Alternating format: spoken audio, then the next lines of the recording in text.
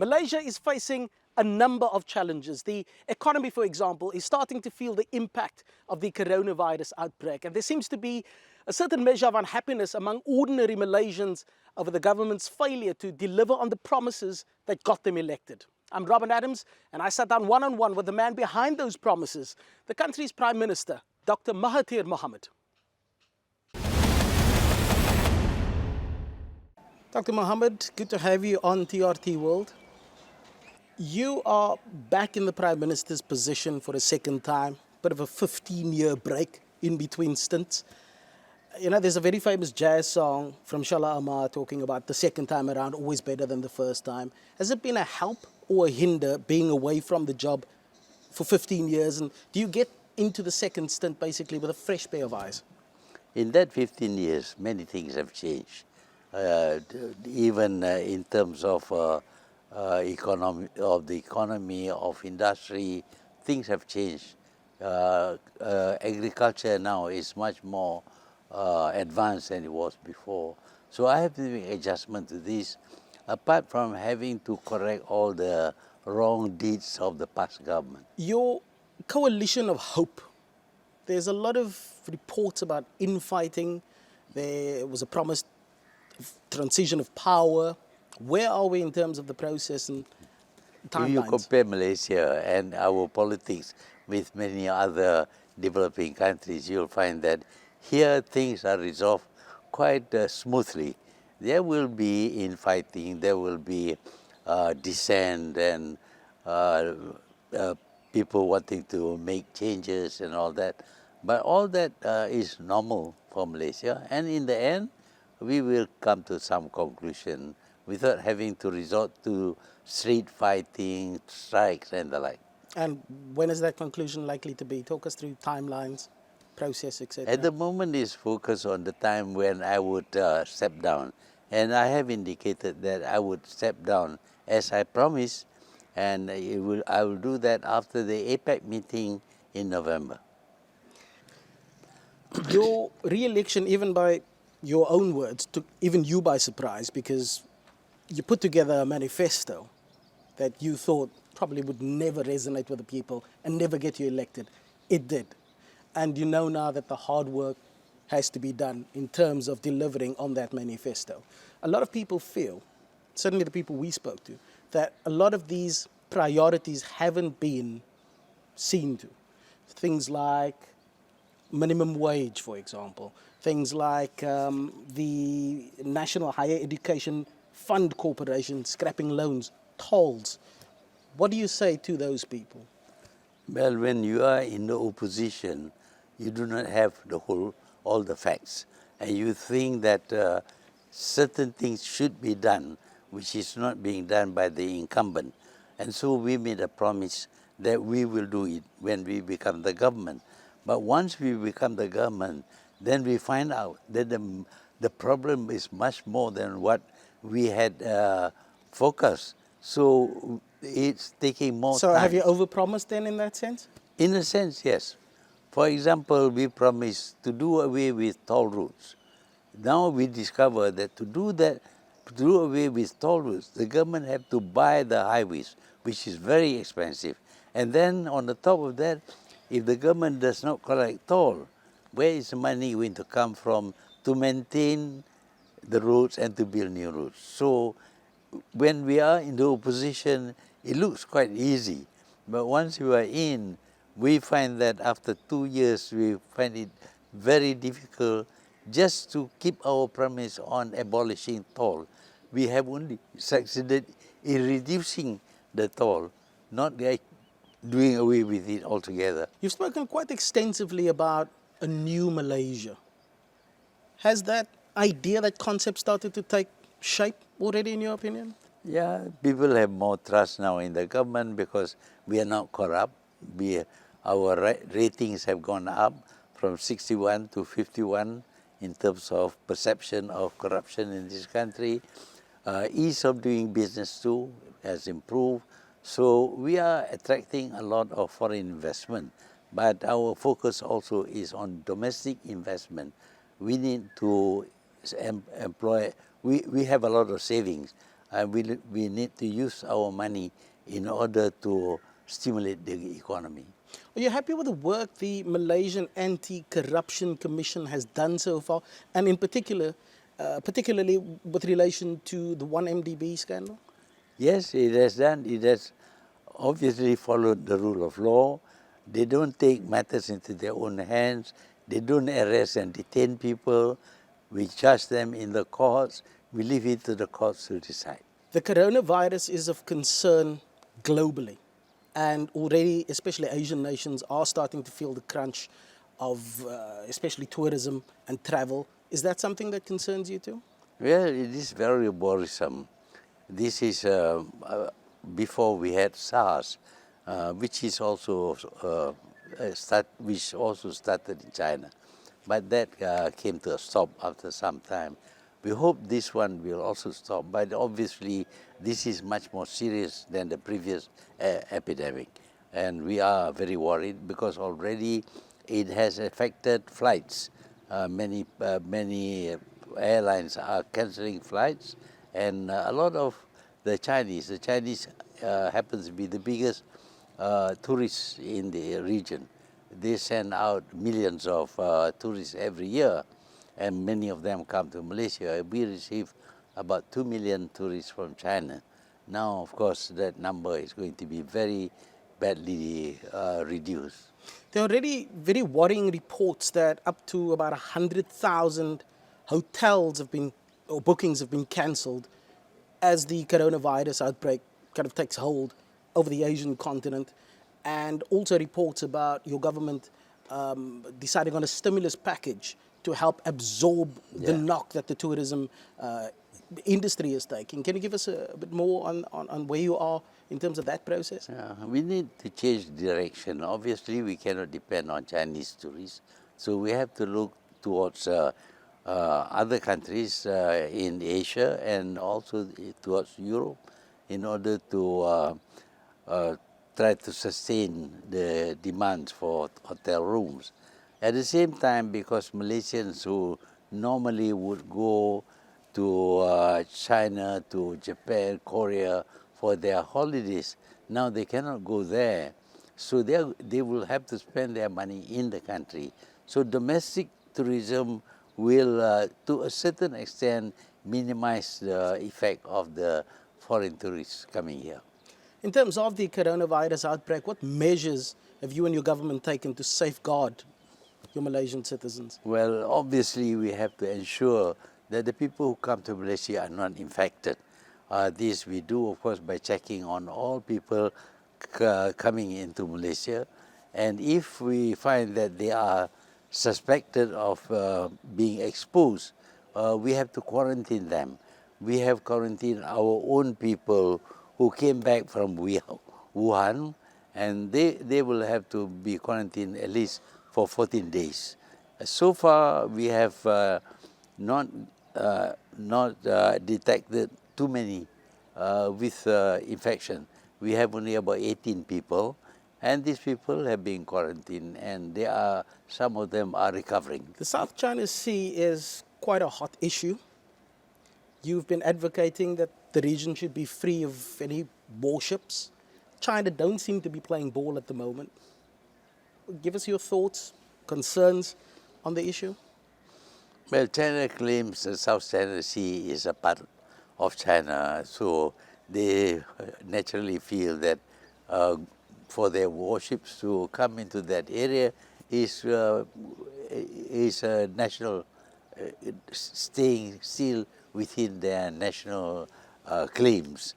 But generally, they are not too aggressive.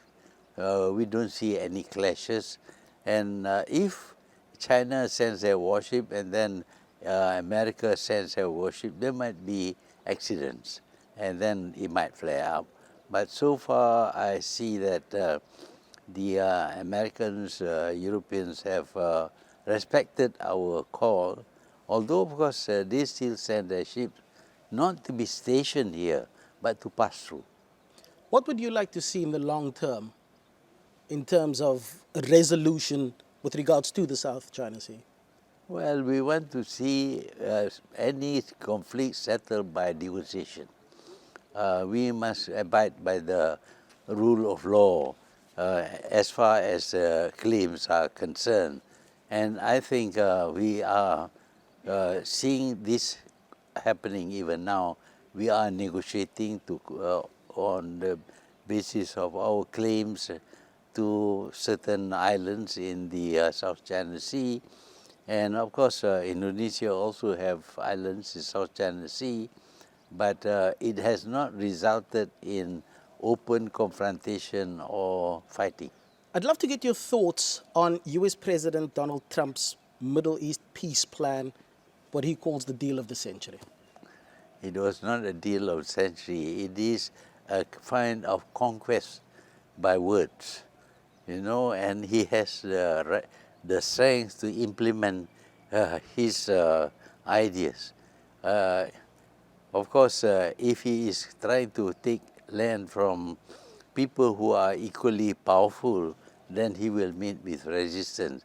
But this idea of taking Palestinian land and giving to Israel, this is the result of a bullying tactic.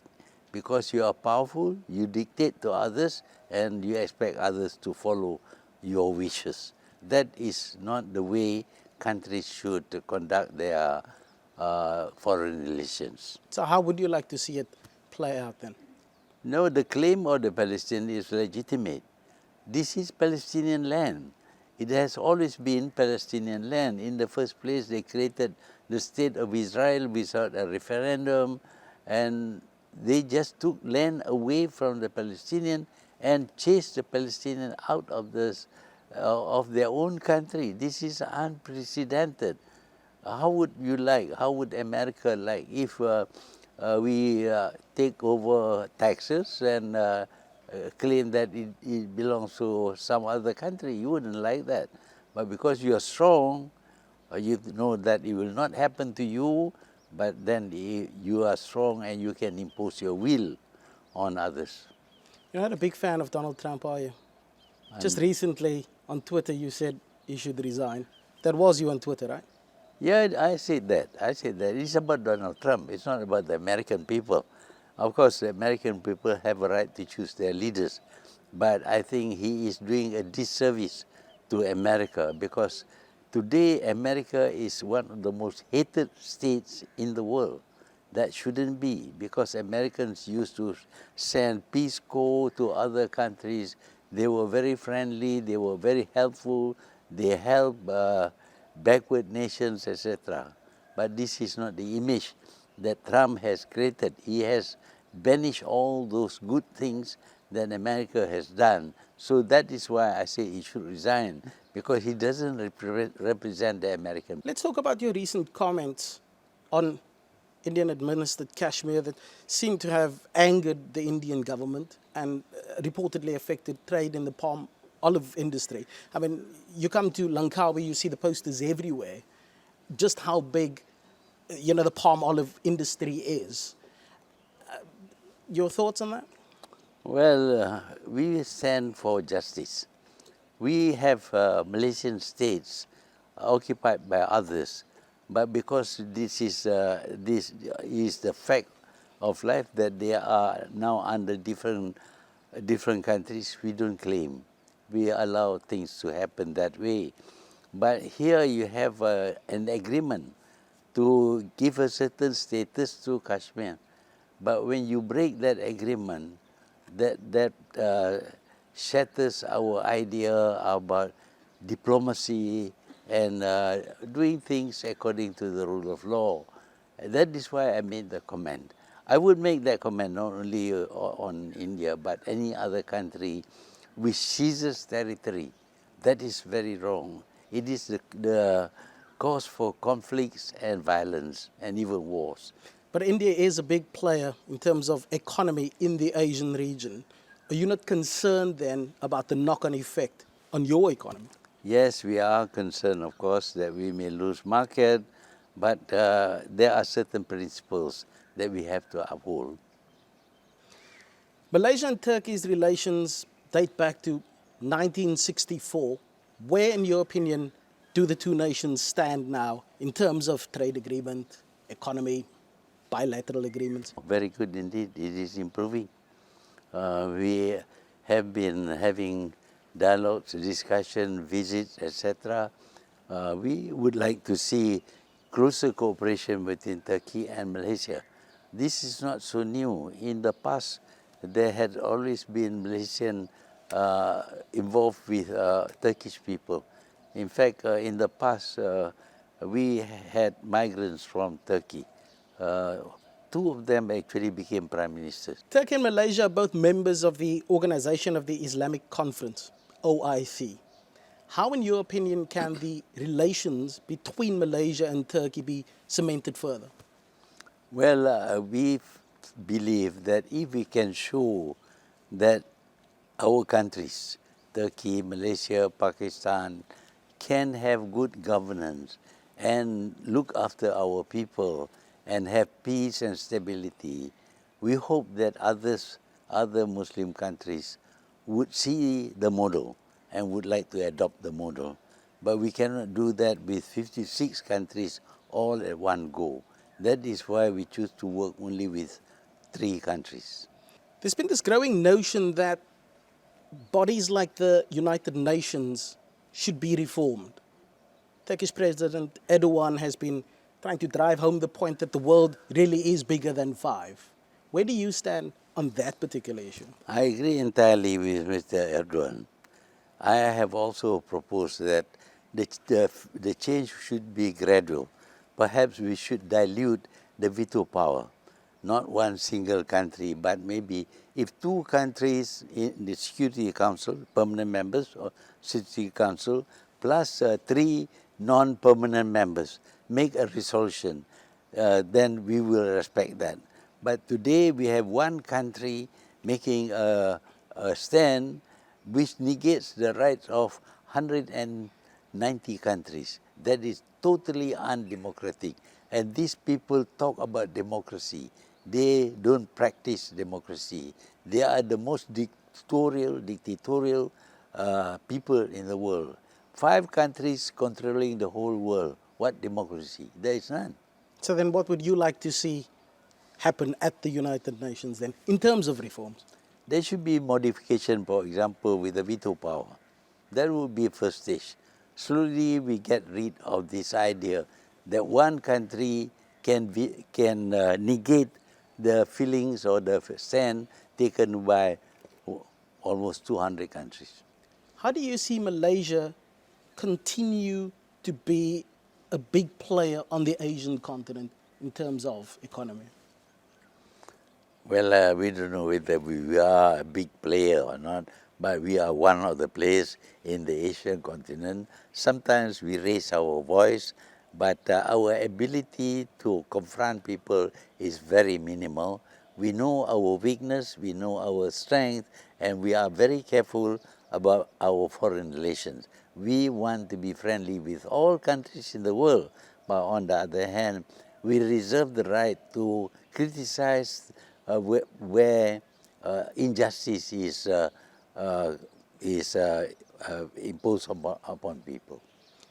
You've joked a few times about how could people say that you're a dictator when a dictator resigns, for example. So when people say, you know, you're dragging your feet in terms of handing over power, what is your message to I'm not dragging my feet. I have promised I will step down. I will step down. But I have also to be conscious about the situation in the country.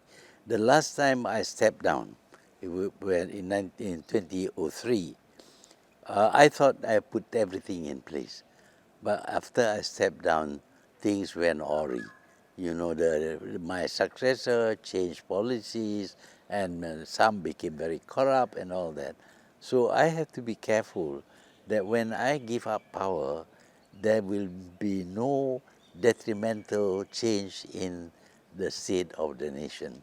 I feel I am responsible. The last time I resigned, as you know, I'm not, no dictators ever resign, but I resigned because I thought that young people should take over from me. But, you know, when they had two prime ministers after me, the people keep on asking me to come back. I have to respond to the people. It's not my wish to come back. I want to retire. I'm old, I'm conscious of that. I want to retire, but people keep on bothering me, saying, please do something, please do something. Yes, of course, I try to do my best, but I am not a magician who can just say abracadabra and everything is done. And what does retirement look like, in your opinion, then? I What are your plans? I have never had any retirement at all. But you're saying you're going to retire, you're going to hand over power. Yeah. What will you do with your days then? Well, I would like to be like other people, enjoy life, cruise around the world, and you know, there's so many places I haven't been to. That's the kind of thing I look forward to as my future. But 2 weeks after I resigned, people came back to ask me, please do something, please do something. So I never really had any time at all to rest or to enjoy retirement. I want to ask you something very personal. In a large respect, I feel like this is almost an unfair question, but how do you look so good for 94? Yeah, I get I'm asked. 40, I feel like I look older than you. I get asked that question. I myself do not know. But, you know, if you do not get all these fatal diseases, then you should be able to live to quite a ripe old age. But the main thing is to keep active, not to overeat, but to keep active, no drinking. I don't smoke. I am very active. Active meaning to say the, not just moving around, but thinking, debating, talking, writing. You have to exercise your whole body and your brain if you want these organs to function. If you stop thinking, you like to, in old age, you really want to sleep. If you sleep and don't do anything, very soon you forget everything and you cannot answer question. But I am very active because that is my nature. I talk to people, I debate with people, I argue with people, I write down articles for publication, I have a blog, and I reply to all the... And you're on Twitter. And you're on Twitter. You're tweeting, right? Yeah, I do that. I do that because that keeps your brain active. And if you don't use your brain all the time, it tends to deteriorate.